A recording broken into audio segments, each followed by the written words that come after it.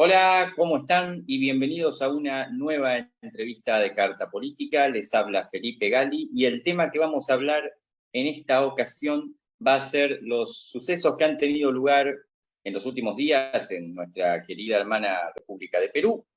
Como ya saben varios, en este país tuvo lugar hace 3 días una crisis institucional que se ha incluso catalogado como un golpe de Estado por parte de su presidente, su ya expresidente, Pedro Castillo. Y para tratar un poco la cuestión de este golpe de Estado, también el marco político, el marco institucional, y hacer algunas comparativas históricas incluso, porque nunca vienen mal, vamos a hablar con un amigo de la casa, con Elías Macías Paz. Él es columnista, él es estudiante y también es colaborador de Carta Política en el Perú. ¿Cómo te encontrás, Elías? Bienvenido como siempre. Bueno, Felipe, muy agradecido de estar aquí y de tener la oportunidad de conversar contigo. No esperaba que nos fuéramos a encontrar tan pronto. La última vez que hablamos fue hace ya 2 meses, ¿no? Por las elecciones subnacionales en mi país. No esperaba que tuviéramos la oportunidad de conversar tan pronto, pero bueno, el acontecer político de mi país nos llama sin duda para poder conversar.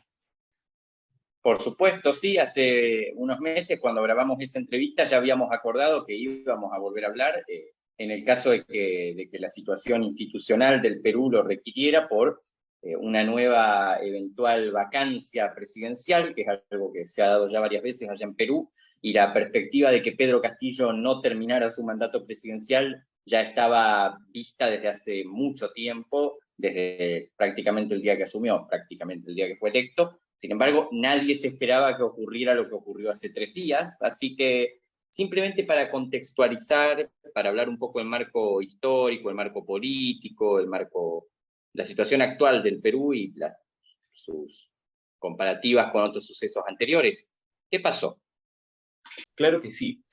Bueno, antes que nada, valdría la pena contextualizar un poco, revisar un poco los libros de historia y tomarlos como referencia para poder entender que, pues, por ejemplo, Carlos Contreras, un historiador peruano, publica una columna en el diario El Comercio el día jueves, el día después de este intento de golpe de Estado, donde señala, pues, que los golpes de Estado prácticamente nacen con esta historia republicana, ¿no? De hecho, la primera persona que asume la presidencia del Perú, que es José de la Riva Agüero, llega al poder a través de lo que se denomina el motín de Balconcillo, ¿no? Que es una suerte, pues, de golpe de Estado que se da y es como alcanza el poder. Y justamente este verano se van a cumplir los 200 años de este hecho histórico, ¿no? Y José de la Riva Agüero asume la presidencia, eh, dejando de lado, pues, a la junta gubernativa que en ese entonces había, pues, estado al frente del país, después de que San Martín, pues, pase a retirarse, ¿no? José de San Martín.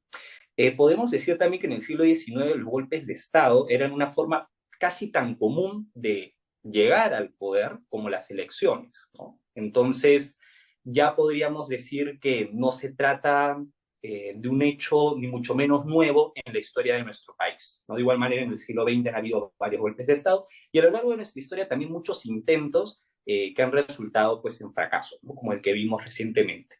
Ya, bueno, acercándonos mucho más a la historia reciente, pues Pedro Castillo se va con un 27% de aprobación y un 66% de desaprobación, según la encuesta de Ipsos de noviembre. Castillo es un maestro de escuela rural, estuvo metido en temas sindicales desde hace muchísimos años, estuvo liderando a un sector de maestros en la huelga magisterial que hubo en el 2017 y postuló a la presidencia el año 2021 junto con Dina Boluarte, su candidata a primera vicepresidenta, por el Partido Perú Libre, un partido, pues, enmarcadamente de izquierda.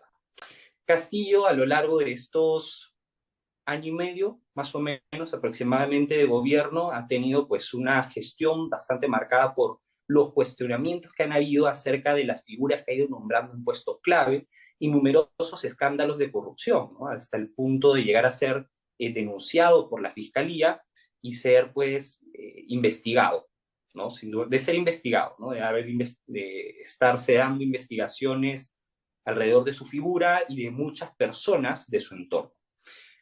Poniendo un poco el contexto ya respecto a lo que viene a ser el golpe, pues ya se había presentado una tercera moción de vacancia. Nosotros en el Perú tenemos la figura de la vacancia presidencial, que es pues un procedimiento que sirve para pues destituir al presidente, ¿no? Y hay una serie de pasos que se tienen que dar. El final de todos ellos es que pues 2/3 de los votos del número total de congresistas tienen que votar a favor de la vacancia, ¿no? El Congreso peruano es unicameral, está formado por 130 parlamentarios, entonces son 87 votos. Esa es como la cifra mágica, ¿no?, que justamente se ha estado tratando de alcanzar por los congresistas de oposición durante los días anteriores al último miércoles para pues justamente poder vacar al presidente, ¿no? Durante los últimos meses había sido primer ministro Aníbal Torres, un abogado, había tenido un alto cargo en el Colegio de Abogados de Lima, y justamente presenta una moción de confianza para derogar la ley 3199, que habla justamente sobre el camino que se debe seguir para la convocatoria a un referéndum. La mesa directiva del Congreso rechaza de plano admitir a debate la moción de confianza y pues sosteniendo no que se trataba de medidas prohibidas para plantear una moción de confianza. O sea, la mesa directiva del Congreso le dice al entonces primer ministro: señor Premier, no podemos dar a debate la moción de confianza porque es un tema que no va.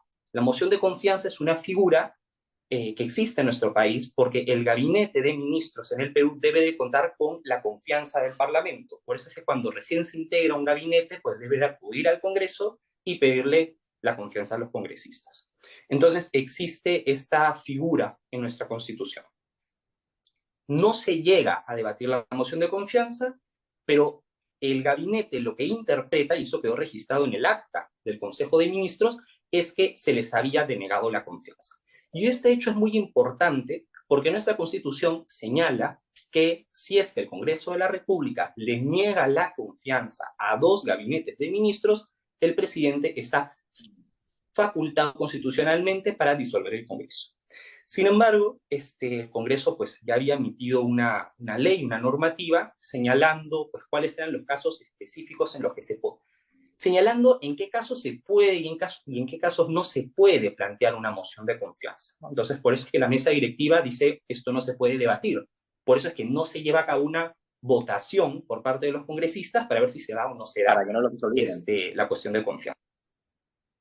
Entonces, ahora, dato muy importante, la entonces vicepresidenta y ministra del Ministerio de Inclusión y Desarrollo Social, Dina Boluarte, no se encuentra reunida con los demás ministros en la sesión y no firma esa acta, ¿no? Un acta que ya varios especialistas han hablado sobre el tema, es pues notoriamente ilegal, ¿no?, porque se sale dentro de los parámetros de la legalidad propiamente. Entonces Aníbal Torres renuncia y entra Betsy Chávez, una exministra que había sido censurada y actual congresista de la República, es congresista de la República hasta hoy en día.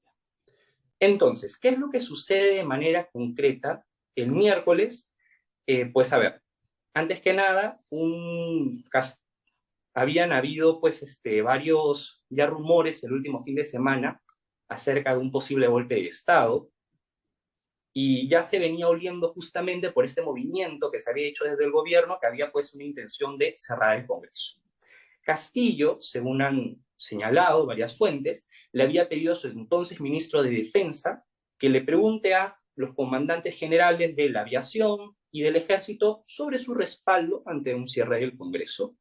El ministro de Defensa renuncia y el mismo miércoles, el miércoles 7, donde suceden todos esos acontecimientos, antes del mensaje se hizo pública pues la renuncia del comandante general del ejército. Entonces habían estado habiendo varios movimientos dentro de las Fuerzas Armadas. Castillo pues había estado tanteando cómo estaban los ánimos y es que se podía apoyar un eventual cierre del Congreso.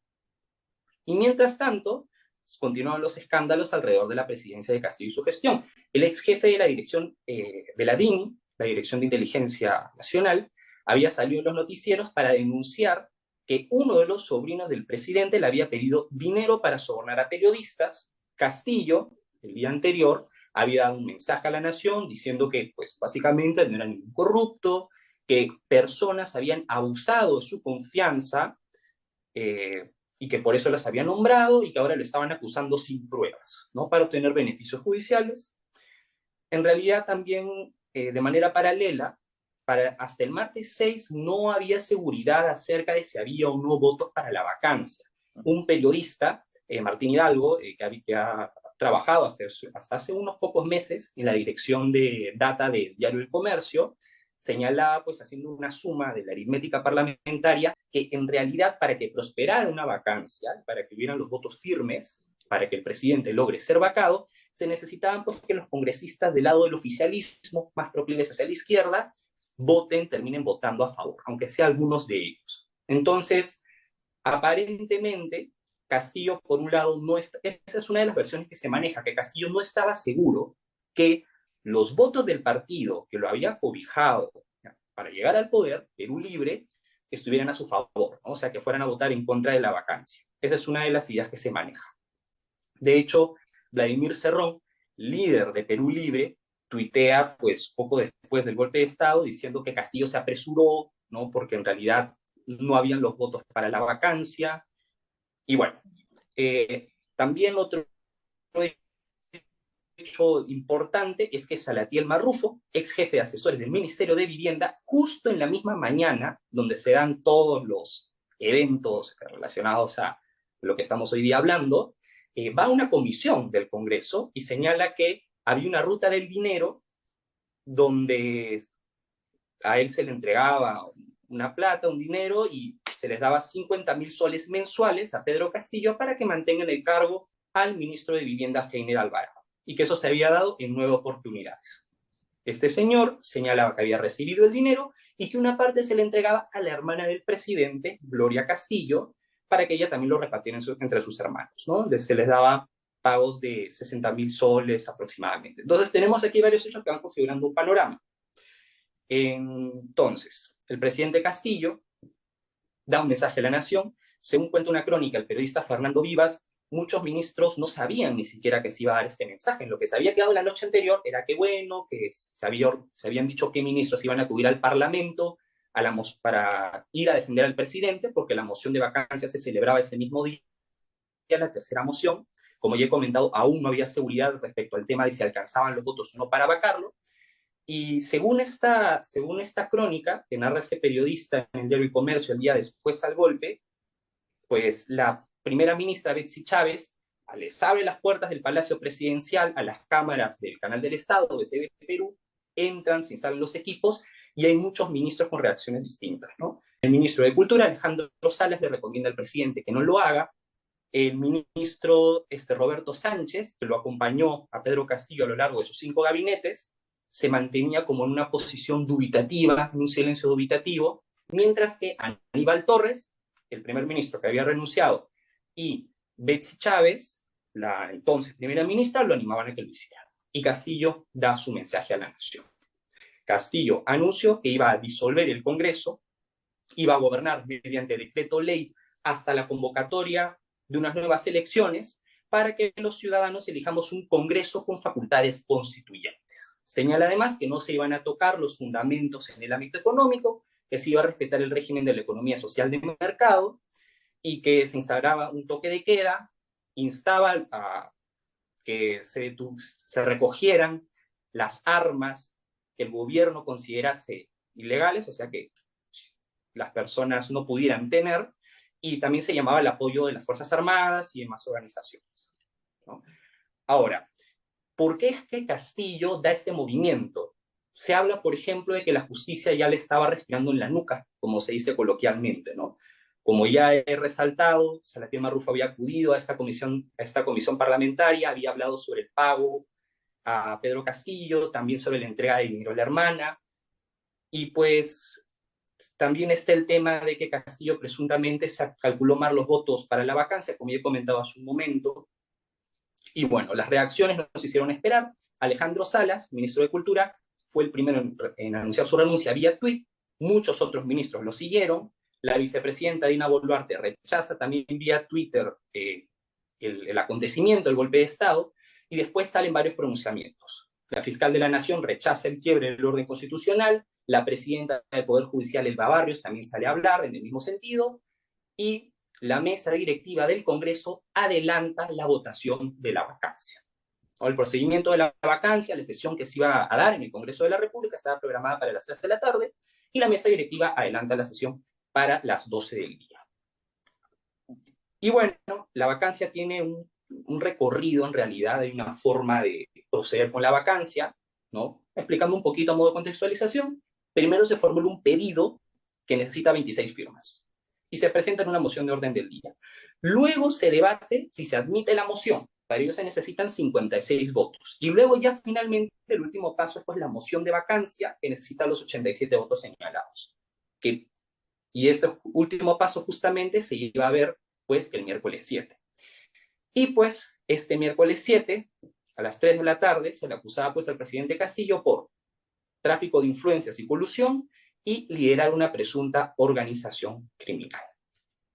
El Congreso de la República entonces vota y los resultados son 101 votos a favor por la vacancia. El hermano del líder de Perú Libre, Waldemar Cerrón, congresista de la República por Junín, vota a favor. Sigrid Bazán, congresista del bloque parlamentario de Juntos por el Perú, proclive al oficialismo, bueno, del oficialismo, ¿no? Roberto Sánchez es congresista de ese grupo parlamentario, el ministro que acompaña, exministro que acompañó a Castillo a lo largo de todo su gobierno, vota también a favor. Pero también hubieron varios votos del oficialismo en contra o que fueron en abstención, y de hecho muchos congresistas de ese sector faltaron, no votaron, ¿no? O estaban con licencia, o según, por ejemplo, una congresista del bloque de Juntos por el Perú comentó, se encontraba haciendo una actividad en un distrito limeño, no le daba el internet, etcétera, porque no se llegaron a computar 130 votos. Ahora, a las 132 p.m., más o menos de manera paralela, las Fuerzas Armadas emiten un comunicado donde dicen pues que el cierre del Congreso solo se puede dar bajo ciertas circunstancias constitucionales, que ya he señalado yo, 2 denegatorias de la confianza o censuras a 2 gabinetes ministeriales, y el comunicado de las Fuerzas Armadas dijo que cuando no se daban esos casos, pues no procedía el apoyo de las Fuerzas Armadas a ninguna tentativa del cierre del Congreso. Ahora, Castillo sale del Palacio Presidencial con Aníbal Torres, salen 2 autos, en uno de ellos estaba el hijo del presidente y en otro estaba el presidente, su hija, Aníbal Torres. El presidente Castillo tiene 2 hijos biológicos, ¿no? Una niña de más o menos 10 años y un joven de más o menos 18, y Castillo le dice a quienes estaban conduciendo el auto donde estaba que se vayan hacia la Embajada de México. Entonces, ¿qué pasa?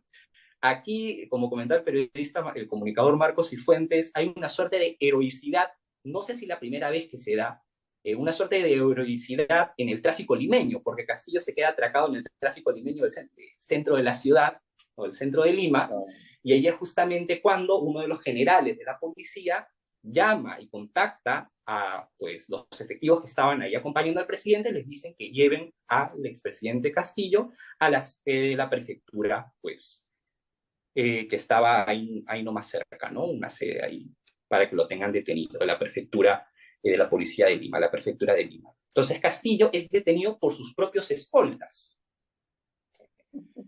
Castillo, de hecho, previamente había hablado con el número 1 de la Policía Nacional del Perú y le había dicho que no apoyaba su decisión.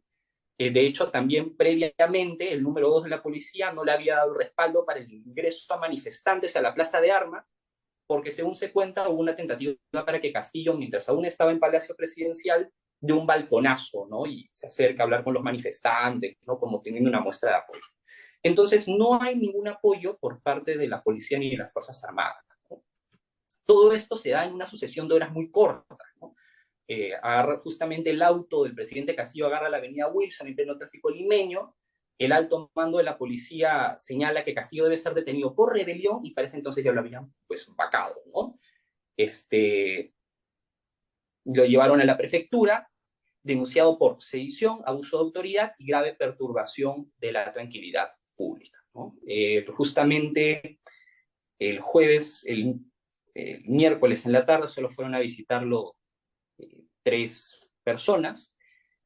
Ha ido a visitarlo, por ejemplo, la ex primera ministra Betsy Chávez Ya en la noche, representantes del Ministerio Público hicieron operaciones en el Palacio de Gobierno para recaudar documentación justamente para los procesos que se le han abierto al presidente. Se trata, evidentemente, de la primera ruptura constitucional de nuestro siglo, ¿no? De hecho, el Perú está viviendo en este momento un periodo raro en nuestra historia, porque nunca hemos tenido una sucesión de gobiernos constitucionales, o sea, dentro del marco de la constitucionalidad tan larga. Esto solo encuentra paralelismo con los tiempos del periodo que el historiador Jorge Basadre llama como la República Aristocrática, ¿no? Cuando la oligarquía peruana, fundamentalmente de Lima y de la costa norte, asume pues la conducción del país, ¿no? Entre 1895 y 1914, donde hay un golpe de Estado. Y en aquella época solo votaba el 5% de la población. Entonces estamos viviendo un periodo anómalo de sucesión de gobiernos constitucionales. Y algo muy importante que resaltar es que pese a que nuestras instituciones no son perfectas, evidentemente han reaccionado dentro de los parámetros que se podría esperar en términos constitucionales. Se salvó el proceso constitucional, básicamente. Y en definitiva, Elías, se sabe por qué fracasó, básicamente. O sea, ¿por qué no se consiguió el apoyo del ejército? Tengo entendido que se han hecho comparaciones con lo que ocurrió en 1992, cuando Alberto Fujimori cerró el Congreso y lo hizo no de acuerdo con las normativas constitucionales y sin embargo ahí obtuvo el apoyo del ejército. ¿Es similar la situación? ¿Qué fue lo que ocurrió en ese sentido que fracasó el golpe?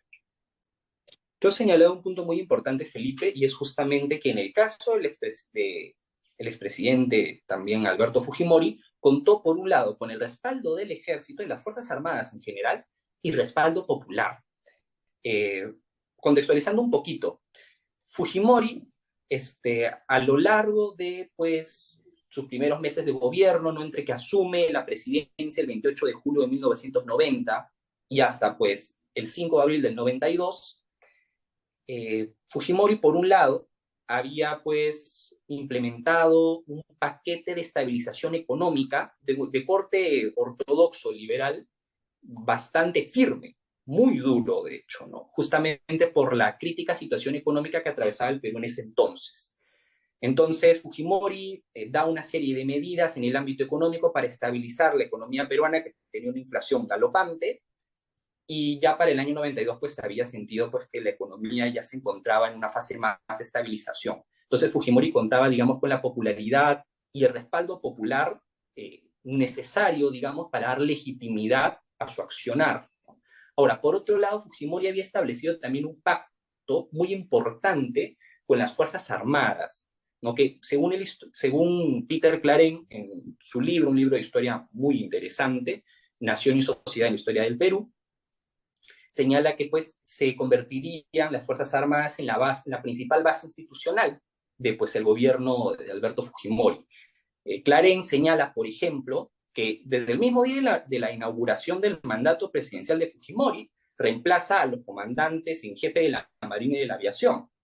Fujimori también logra que a finales del año 91 el Congreso aprobase una legislación que cambiaba el proceso de selección de los comandantes de las Fuerzas Armadas. Entonces, Fujimori, con ayuda, por ejemplo, de su asesor en asuntos militares, un personaje muy conocido aquí en el Perú, Vladimiro Montesinos, logra justamente, pues aquí, según la interpretación que hace Claren, pues lograr tener a las Fuerzas Armadas a su favor, ¿no?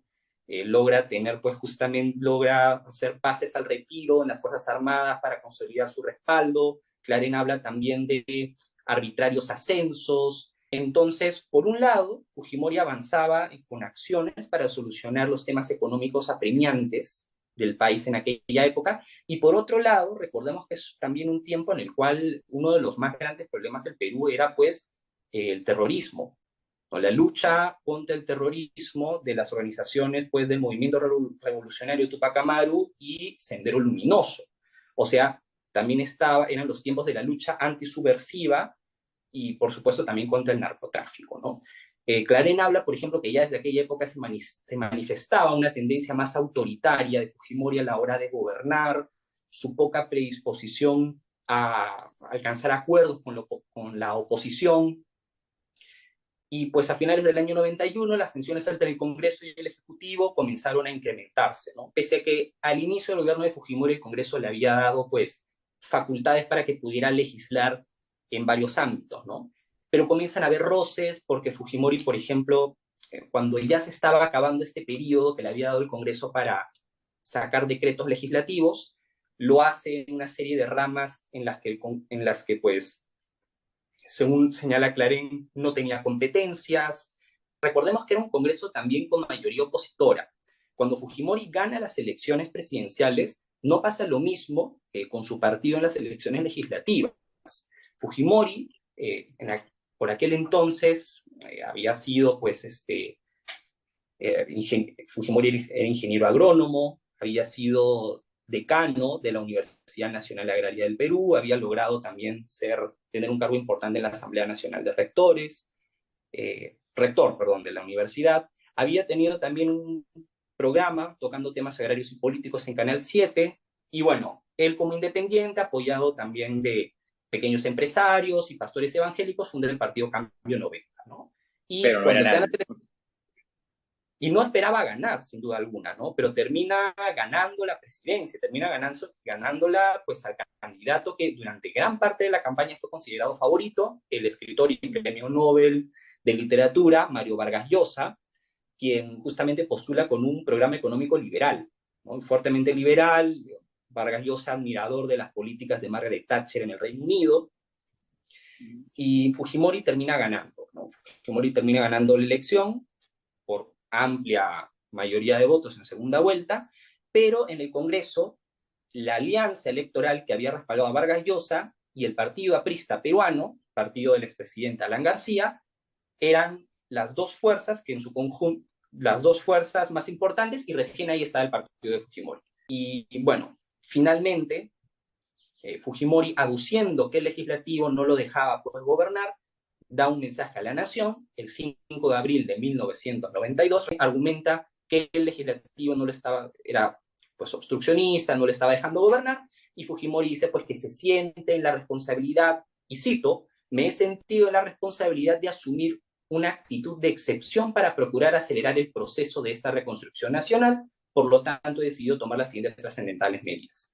disolver el Congreso de la República, hasta la aprobación de una nueva estructura orgánica del Poder Ejecutivo, y así sigue dando una serie de medidas, ¿no?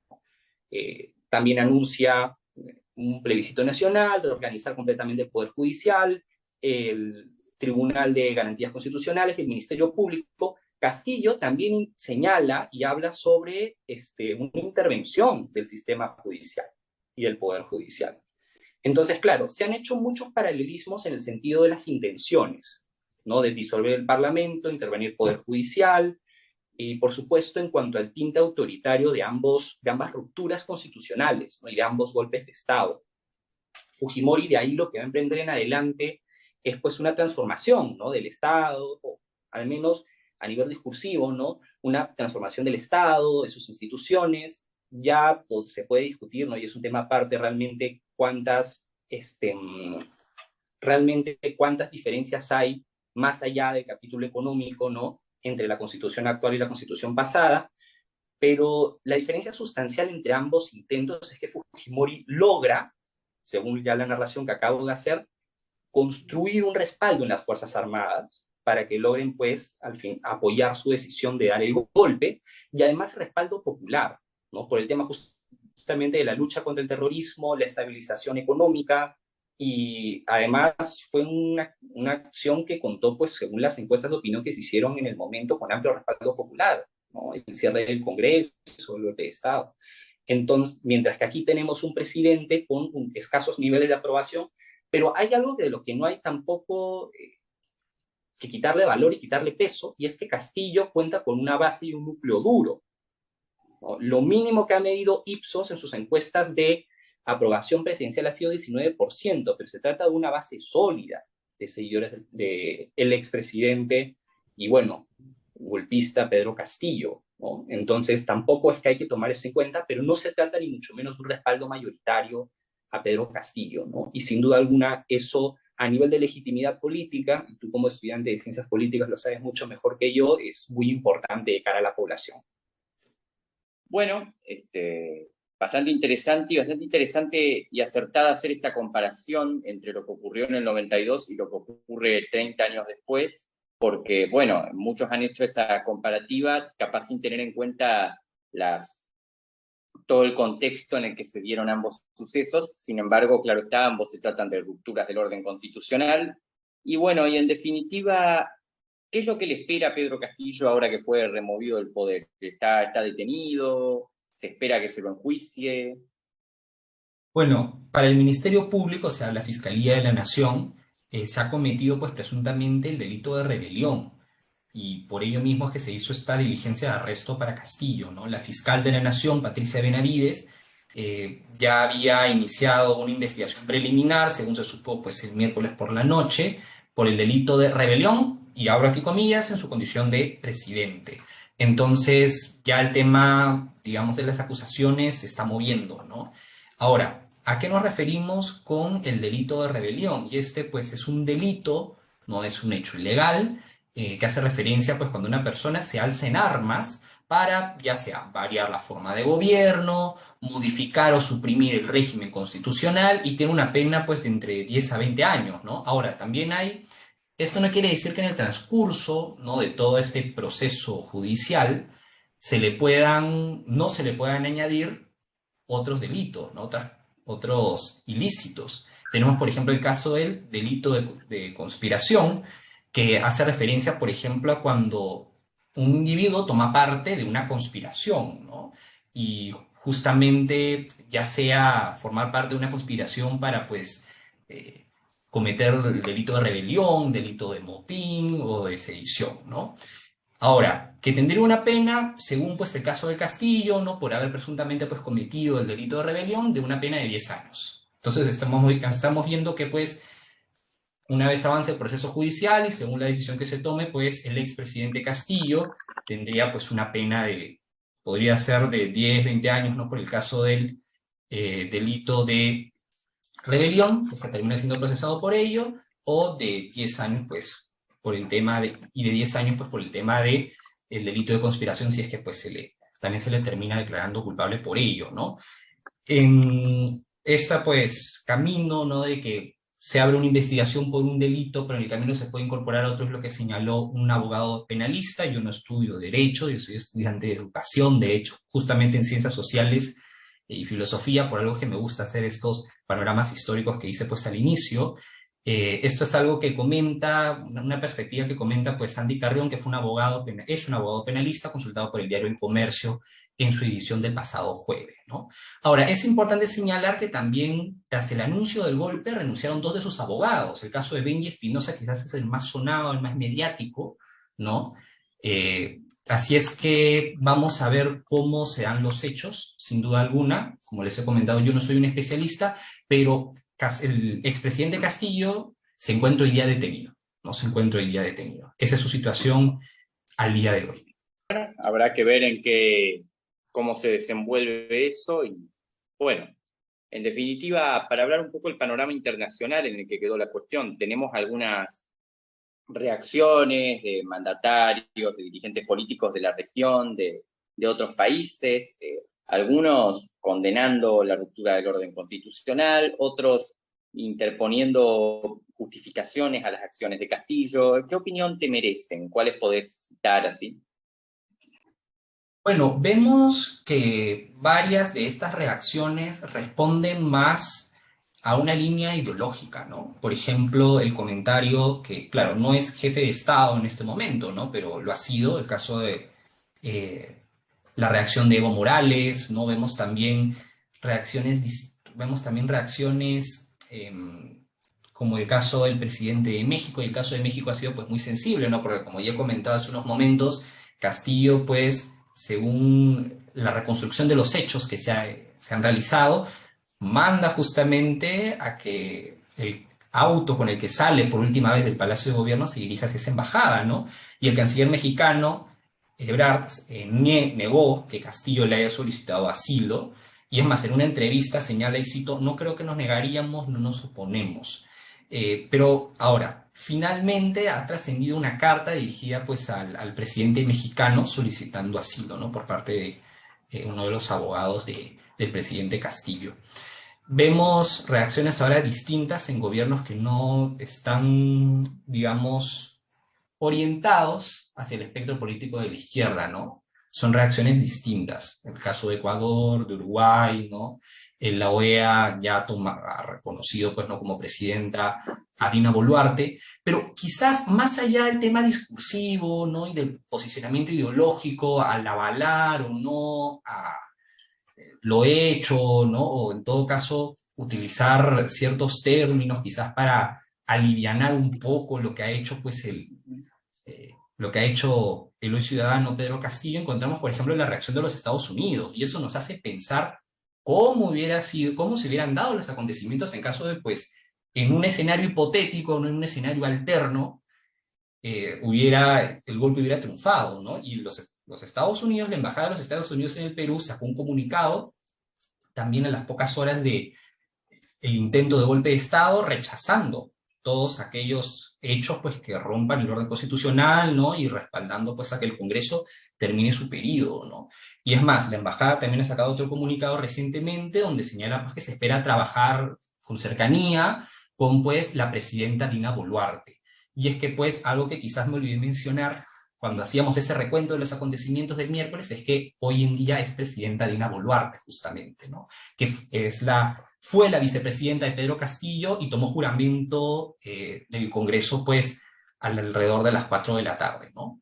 Entonces, en el panorama internacional es muy importante conocer la postura de este país porque sin duda alguna Latinoamérica está dentro de la esfera de influencia estadounidense, ¿no? Y de hecho, como ya comentábamos en el caso de Fujimori, ¿no? En el caso de Fujimori la legitimación interna la tenía por la aprobación que tuvo, ¿no? Entre la ciudadanía, el apoyo de las Fuerzas Armadas, pero el reto más bien estuvo en el panorama internacional, porque Estados Unidos, por ejemplo, cortó apoyos con el gobierno peruano. Entonces Fujimori va pues, a acudir a la OEA, ¿no? Y señala que se van a convocar elecciones para regularizar, digamos, por una vía más democrática lo sucedido, ¿no? Entonces hay que tomar en cuenta la posición de los Estados Unidos, ¿no? Que en este caso sería de un respaldo a Dina Boluarte y de un rechazo a Pedro Castillo, o al accionar, ¿no? El golpe de Pedro Castillo. Claro, sí, sin duda alguna es importante tener eso en cuenta y la verdad que la región es impresionante algunas de las reacciones. El único gobierno así considerado a la izquierda del espectro político que condenó el golpe sin matices fue el de Chile, con Gabriel Boric, y después el resto sí tuvieron esas posturas, hablaron de oligarquías, hablaron de manipulaciones, y bueno, y después las condenas al golpe sin matices, pero también transparentando, ¿no? Una visión más ideológica, ¿no? Como estas son las consecuencias del socialismo. Pero bueno, en definitiva, y ya tocando el panorama económico, porque vos lo habías tocado previamente, las cuestiones relativas también al panorama económico de Perú, que enfrentaba Alberto Fujimori, por ejemplo, porque vemos que se habla mucho del accionar de Pedro Castillo en términos éticos, se habla mucho de la corrupción, de las designaciones que hizo, y muchos se preguntan, porque en Perú hay una inestabilidad política persistente desde hace más de 5 años, y sin embargo nadie ha hablado de una volatilidad económica, que suele asociarse con las crisis políticas. Y vemos cómo están otros países de la región, como estamos acá en Argentina, la verdad, y viendo ese sentido, muchos se preguntan por qué Perú se mantiene tan estable, que sería su situación política. ¿A qué se debe eso, Elías? Claro que sí, más bien es muy interesante la comparativa que haces con Argentina porque pareciera que sucede al inverso, ¿no? Que lo que pasa en mi país.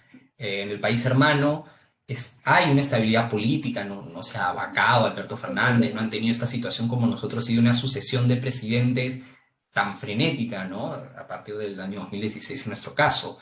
Pero no hay una estabilidad económica, ¿no? En nuestro caso es lo inverso, hay una estabilidad económica y en el campo político vemos pues ya problemas que son ampliamente conocidos, ¿no?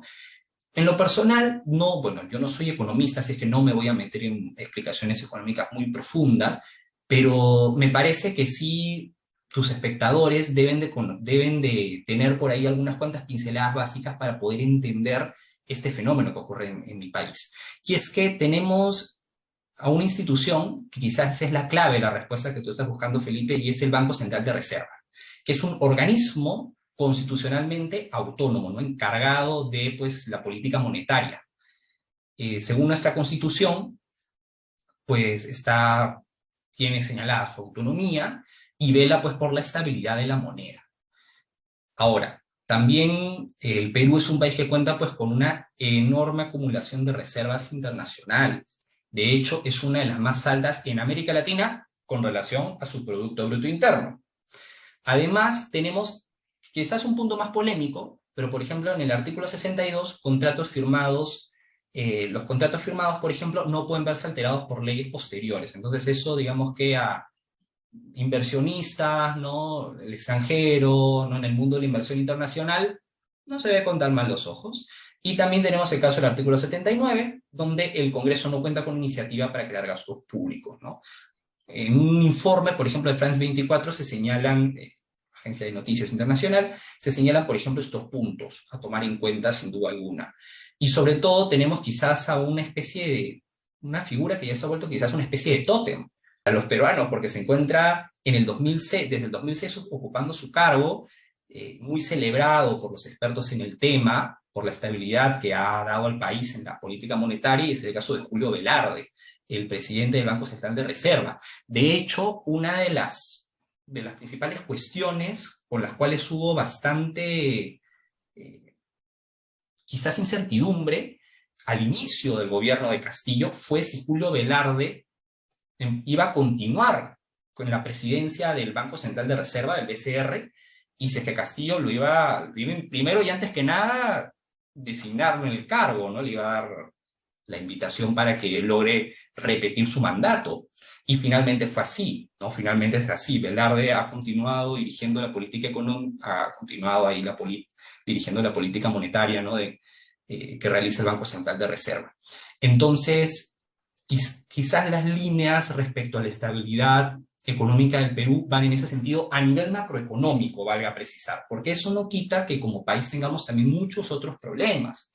El caso de la informalidad, el Perú cuenta con un índice muy alto de informalidad, que ha crecido de hecho con la pandemia, ¿no? Pasando más o menos del 75% prepandemia, ¿no? Al 79% de informalidad, y además una tasa de recaudación tributaria muy baja frente a otros problemas que, como te digo, economistas van a poder explicarlos mucho mejor que yo, con mucho mayor lujo de detalles, pero a nivel macroeconómico será ese marco para una estabilidad, ¿no? Una estabilidad que controla la inflación, que por ejemplo se ha mantenido en una inflación undígita desde hace ya pues más de 20 años, ¿no? Y ese tipo de cosas.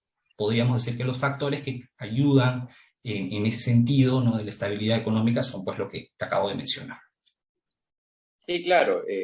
Yo nada más para que eso se quedara esclarecido, porque después también me han cuestionado por hablar de la estabilidad económica en ese sentido, por no resaltar que en Perú también debe haber graves problemas por fuera del ámbito macroeconómico simple, como en todo el continente, sin ninguna duda.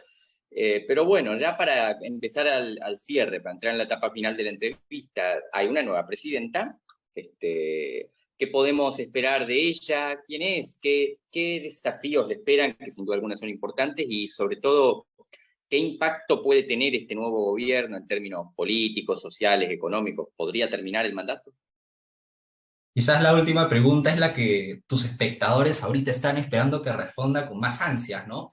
¿Va Dina Boluarte a terminar su mandato el 28 de julio del 2026? Pues bueno, antes que nada, Dina Boluarte es la primera mujer en asumir la presidencia del Perú.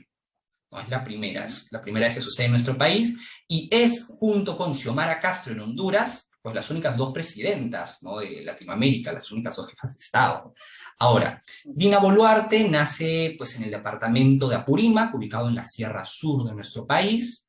Ella es divorciada, migró de joven a la ciudad de Lima, ha trabajado en el RENIEC, que es pues una entidad estatal también con autonomía, encargada pues de pues el registro civil, ¿no? identidad, ¿no? Es la entidad encargada de emitir los DNIs, ¿no? Los documentos nacionales de identidad. Y intentó postular a una alcaldía distrital en el 2018 por Perú Libertario, el antecedente de Perú Libre, y ya pues en el 2021 postula la primera vicepresidencia, postula dentro de la plancha presidencial de este partido, y finalmente pues termina siendo electa, ¿no? Con un perfil mucho más bajo en primera vuelta y un perfil mucho más, digamos, ya con un recorrido mediático, ¿no? Con mayor apariciones públicas en segunda vuelta. Dina Boluarte estuvo presente en 4 de los 5 gabinetes de Pedro Castillo, ¿no? Estuvo presente desde el primero hasta el cuarto, ¿no? Que después, cuando sucedió lo que conversábamos en un inicio, ¿no? Dina Boluarte no está en esta sesión del Consejo de Ministros donde se firma el acta, donde se sostiene que pues el Congreso había incurrido en una negación de confianza. Dina Boluarte no participa de esa sesión y señala después públicamente que ya pues no estaría interesada en continuar como ministra dentro de su cartera, que después de ministra de Desarrollo e Inclusión Social. Ahora la presidenta se encuentra en primer lugar con un reto que es quizás asegurar una base parlamentaria fija, ¿no? Pedro Castillo tenía una base parlamentaria y además, digamos que el apoyo clave de parlamentarios bisagra, ¿no? Que inclinaban las votaciones hacia el sentido de darle la victoria al oficialismo o a la oposición.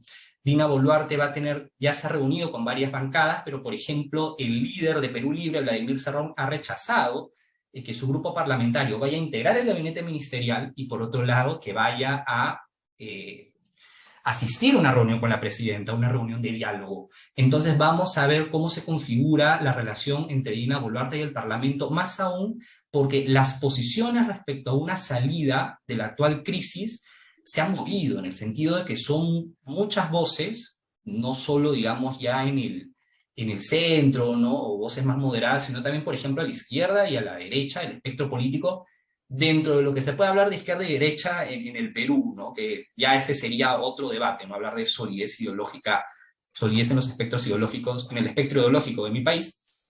Pero hay varias voces, por ejemplo, que hablan acerca de un adelanto de elecciones.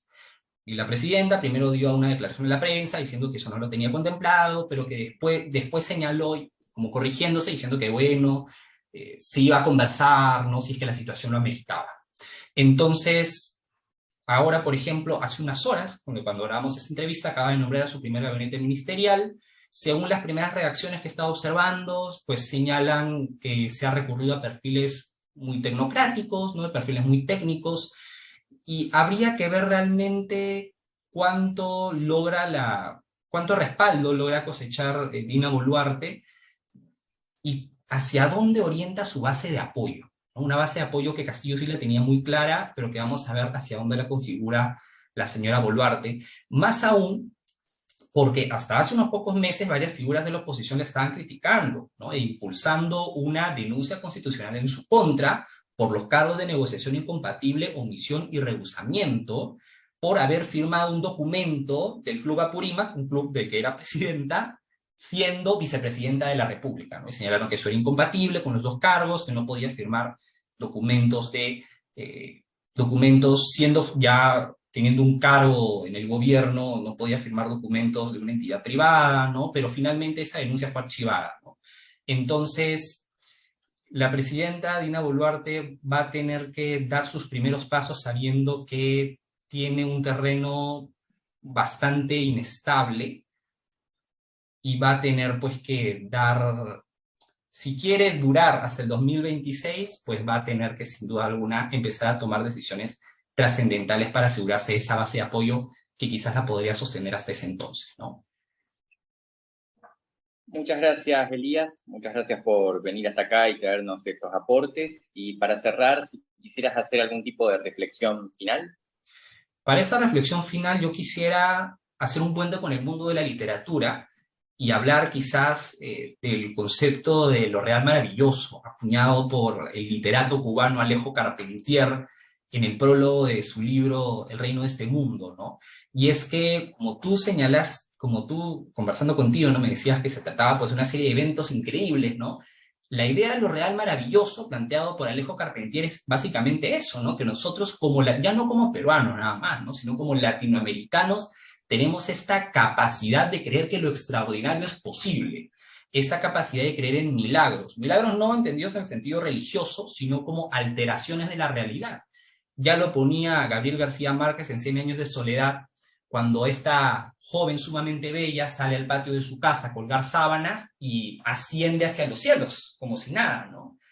Y Gabriel García Márquez comentó en alguna ocasión que pues el origen de esta historia era pues que tiene un origen en la vida real, era el de una joven que se termina escapando con otro hombre y la familia, para evitar la vergüenza pública, señala que la joven ascendió a los cielos y toda la gente que escuchaba la historia pues se la creía, ¿no? No decía nada y simplemente aceptaba esa versión, evidentemente que chocaba, ¿no?, con la realidad cartesiana y racional, ¿no? Y creo que justamente para muchas personas que tengan esta idea de que la realidad debe ser cartesiana, racional, ¿no?, dentro de la lógica racional, les chocará quizá ver estos acontecimientos, ¿no? Pero es que son reales maravillosos, ¿no?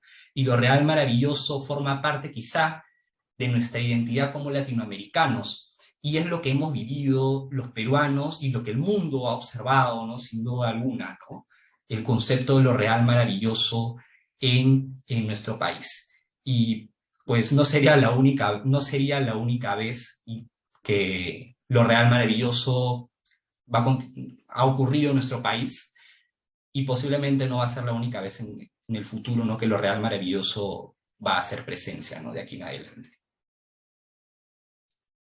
Muy interesante la reflexión, sin duda alguna, y muchas gracias, Elías, por acercarte acá, por acompañarnos. Te esperamos pronto para seguir viendo el desarrollo de los acontecimientos, porque uno nunca sabe cuándo podamos despertarnos con una noticia real maravillosa. En definitiva, muchas gracias, y muchas gracias a todos los que nos están viendo y a todos los que nos van a ver. Con esto cerramos esta nueva entrevista de Carta Política. Les recuerdo que pueden seguirnos en Twitter como @politicacarta o en Instagram como Carta Política. Los invitamos a suscribirse a nuestro canal de YouTube y nos estaremos viendo en futuras entrevistas. Muchas gracias.